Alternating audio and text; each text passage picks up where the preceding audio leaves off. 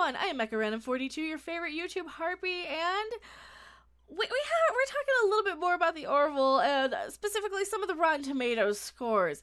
So, it is great to see that the critics are coming out in full force, loving season 2 so far, and so far we have 1 episode, and it's been pretty good. Let's see what they thought about season 1, though. And when we click over here, now, do we just have all new critics reviewing this or something? Did they finally go out of their way to send it to people who might, I don't know, like the Orville? People who liked it last time around? I mean, let's see who are some of these people. All right, first one on the list, Liz Shannon Miller from IndieWire. So this is her season 2 review. She gives it a B. It may not want to be a space spoof, but if it's able to fully evolve into a character-driven dramedy that just happens to be set in space, then it's adding something unique to the genre. And that could make the Orville a show worth watching. Well, that's what it was last season. You know, let's see. Let's look at season 1's critics. And we'll scroll down, and oh, there she is again, Liz Shannon Miller. She didn't like it for season 1, apparently. The only unique sounds made by the Orville are things we wish we'd never heard. Okay? Like, what? What? What? Oh, Lord. Who's this other person from the Australian? There are a few buzzes, though, and little hilarity in this depressing effort. It's not supposed to be a comedy. I think that's where a lot of people are kind of missing the mark on the Orville. The Orville is supposed to have comedic elements, but at its heart, it's a Star Trek show, I think.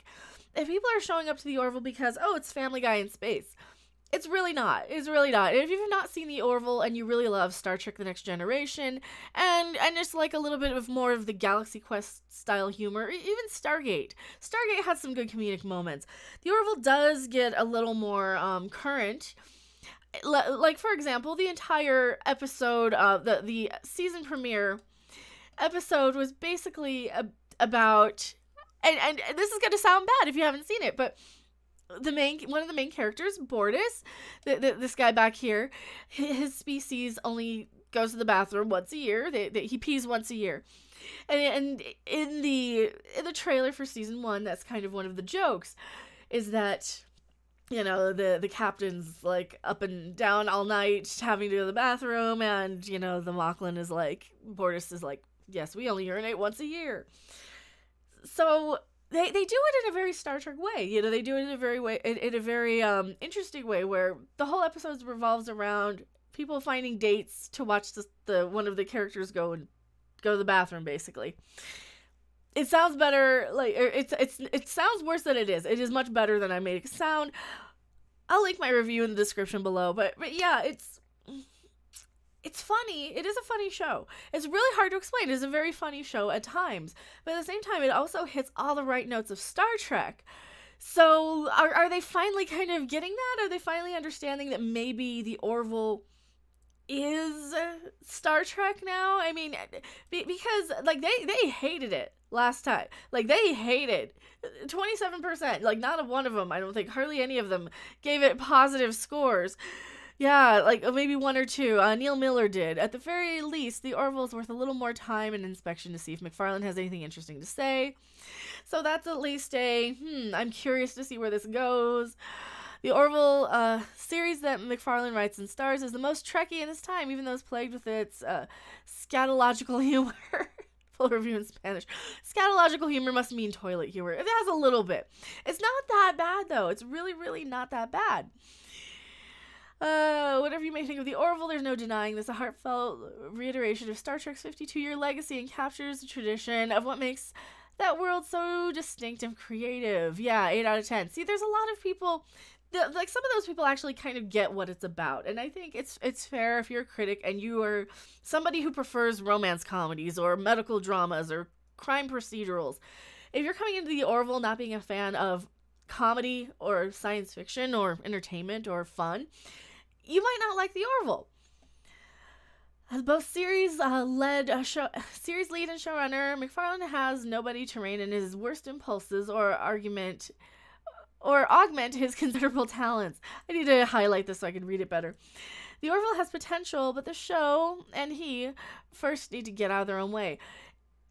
I don't think that's very fair. If you're giving it a 2 out of 4, is that even possible to give it a 2 out of 4? Okay, don't you have to go out of 5 with Rotten Tomatoes? But, I guess that seems more like a review for A Million Ways to Die in the West, though. The Orville doesn't really struggle with any of the annoying things from A Million Ways to Die in the West. I mean, there's 1 or 2 times when the joke drags on a little too long. Even in the first episode, there's a joke where Gordon kind of just drags it on a little bit too much. And he's the navigation officer. He's trying to hit on the new officer on the bridge. And it goes on a little too long, but at the end of the day, it's still a fun episode. It's still a really good show. And for season 1 to be so panned, and then season 2 to come around with such a complete, now they're praising it. Now it's getting 100%. What is it doing differently? I mean, because when you go over here and look at, you can kind of see under my, let me move myself here or make myself smaller so you guys can see this. When you look at every other show that is on right now, they're all getting 100%, 90s, 100s, 97, 83 is like the worst rated, and that's Titans. Is that like the trend? Because I keep seeing this where pretty much every show gets 100%, except for the ones that they think are going to fail, except for the ones that they want to fail, except for the ones that it's socially acceptable to pan. Like if this were Duck Dynasty or something, it would be socially acceptable to pan, and that's, well, with this reason, I don't think very highly of that show personally either.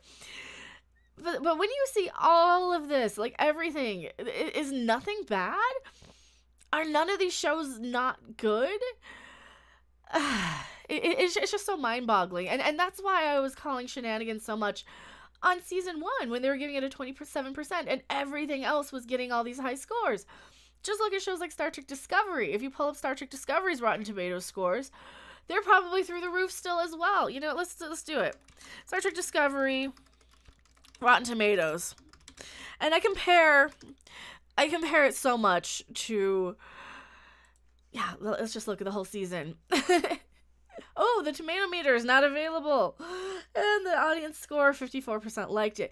That's so weird. Why is the critic score not available? Probably because this is for season 2?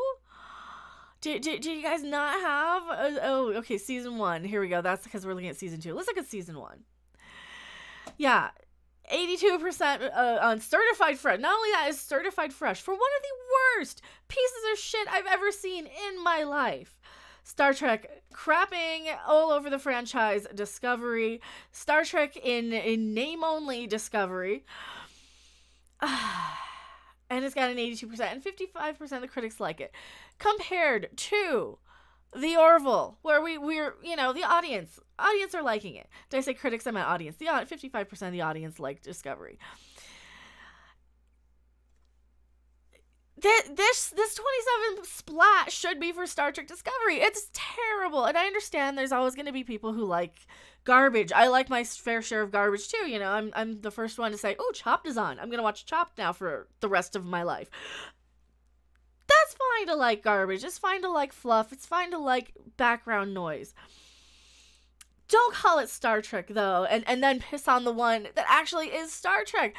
The Orville is Star Trek now, and I'm sorry if I'm going to offend a lot of people who really like Discovery and hate the Orville. No, the Orville has way more to do with Star Trek, and it is Trek in spirit. It is Trek without the stick up its ass. It is Trek for today. It is Trek for Trek fans.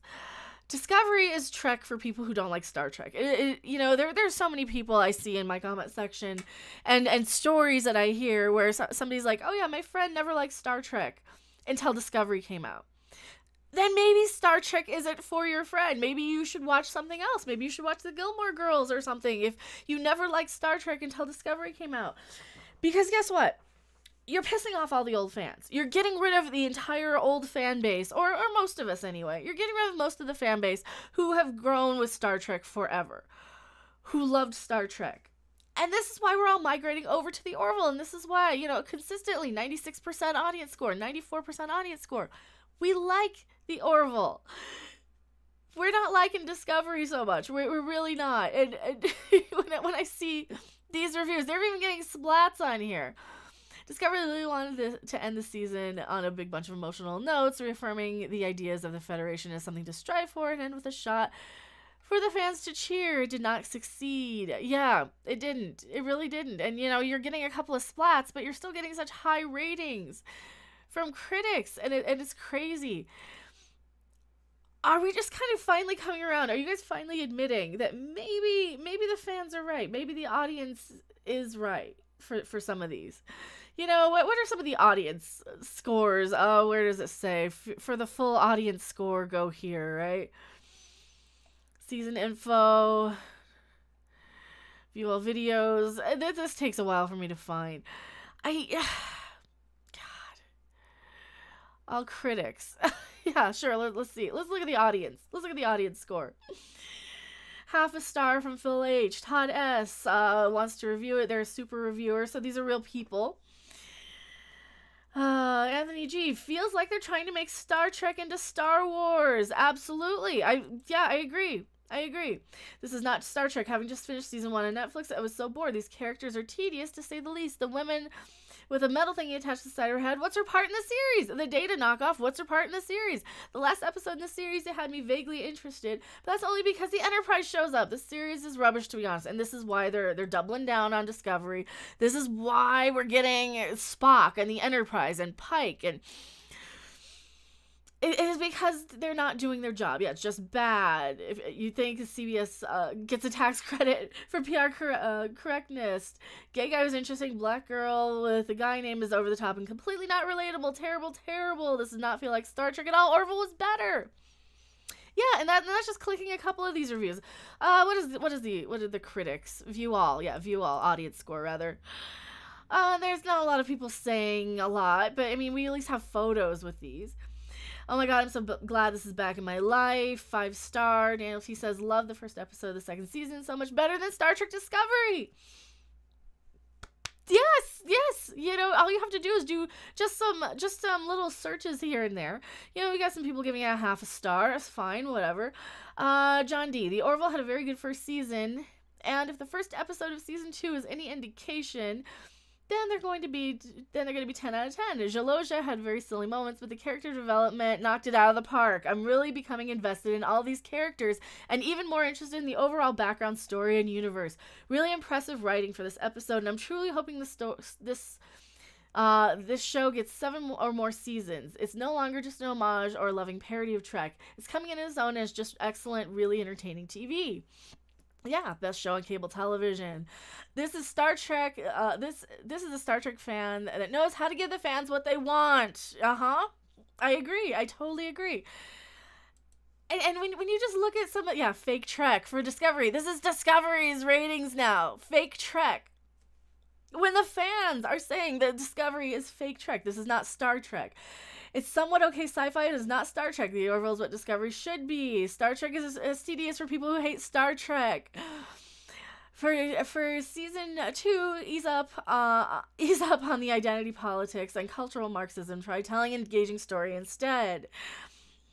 Yeah, Ryan L. Like most serial shows in an attempt to appeal to the underestimated millennial mind, Discovery is incoherent, inconsistent, and difficult to become immersed in. The characters are unmemorable and have complications that are so over the top enough to make said complications more distracting than the story is interesting. Wow, this is a great review. It also seems to make a point of spitting in the face of several decades of existing Trek, which simply makes no sense and makes no one happy. Yes, the way they handled the show, if the way they handled this show is the way they're handling the way the upcoming Picard show will be handled, fans, be prepared not to recognize your favorite franchise at all. It's just some choppy, stylized, darkness-obsessed load of misery from cluttered, desperate thoughts, not imaginative investment. Don't waste your time. Accept that Trek is a bygone era. Just invest in something else. This isn't worth it. Well, Ryan L., go check out the Orville. Hopefully you're watching this video. Hopefully you've found the Orville and you found your community, you found your family here on YouTube and Twitter and the internet, and you know, you found your corner of the internet where people reject bad Star Trek and praise the good stuff. So tell me what you guys think in the comment section below. Do you guys love the Orville? Do you love Discovery? Do you hate Discovery? Can you wait for Discovery to be canceled? Will you party with me when it gets canceled? I'm gonna party. Also, come and hang out with me when we talk about episode 2 of the Orville tonight live after it airs. I am super excited. Thank you guys so much for watching. It will probably be shortly after this video is up, so thank you guys so much for watching, and I will see you guys on the next live stream or video. Bye! Thanks for watching! If you liked it, make sure to hit that like button, and if you want to see more, don't forget to subscribe. See you in the next video. Bye!